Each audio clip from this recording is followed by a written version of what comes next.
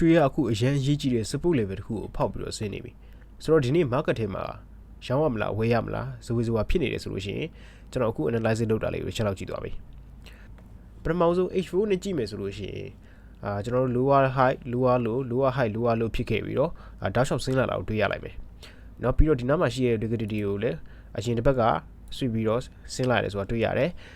နောက်ဒီ H1 နဲ့ပြန်ကြည့်မယ်လက်ရှိ H1 နဲ့ပြန်ကြည့်တဲ့အခါမှာလည်းမနေ့ကဒီ retrace area ပေါ့နော် retrace area တက်ခဲ့တဲ့ဒီ liquidity တွေကို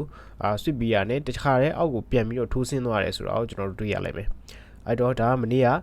ရောက်ခဲ့တဲ့ previous daily high ဒါကမနေ့ကရောက်ခဲ့တဲ့ previous daily low ပေါ့နော်မနေ့ကရောက်ခဲ့တဲ့အမြင့်ဆုံးဈေးနဲ့အနိမ့်ဆုံးဈေးပေါ့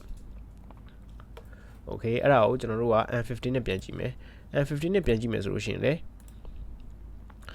M15 နဲ့ကျွန်တော်တို့က entry ဝင်မှုအတွက်ရှာမှာပေါ့နော်ဆိုတော့ down trend ဖြစ်နေတဲ့အတွက်ကြောင့်မလို့ကျွန်တော်တို့ကတော့sell ကိုအဓိကထားပြီးတော့ရှာရမယ်ပေါ့နော်အဲ့တော့ကျွန်တော်ကလက်ရှိ sell မယ်ဆိုလို့ရှိရင်တော့ဘယ်ဈေးတန်းဒီမှာကိုကြိုက်လဲဆိုလို့ရှိရင်ဒီဇုံလေးဖြစ်တဲ့4455နဲ့4460ဇုံတော့ကြိုက်တယ်เนาะဒီနေရာတွေမှာ sell ဖို့ကြည့်ရမယ်တကယ်လို့ဒီနေရာတွေကို break ခဲ့ပြီဆိုလို့ရှိရင်တော့ previous daily high ဖြစ်တယ်မနေ့ကဈေးတန်းဖြစ်တယ်4496အထိကိုတော့ဈေးကပြန်လာနိုင်တယ်လို့ပြောလို့ရတယ်เนาะဆိုတော့ကျွန်တော်အနေနဲ့ဒီဈေးတန်းဒီမှာ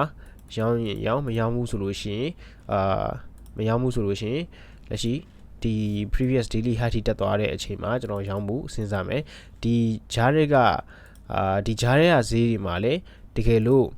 ကျွန်တော်ကြည့်နေကြ system နဲ့အယောင်းပေါ်လာခဲ့ရင်လည်းရောင်းမယ်ပေါ့နော်မပေါ်လာခဲ့ရင်တော့ confirm မရရင်တော့ကျွန်တော်ရောင်းမှာမဟုတ်ဘူးเนาะဆိုတော့ဘယ်ဈေးတွေအထိ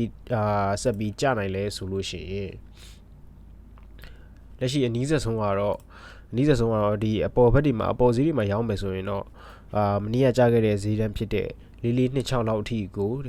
TP ထားမယ်ဆိုလို့ရှိရင်တော့မှပဲဒါတော်တော်လေးကြိုက်တယ်လို့ပြောလို့ရတယ်ပေါ့နော်တော်တော်လေးကြိုက်တဲ့အနေအထားမှာရှိတယ်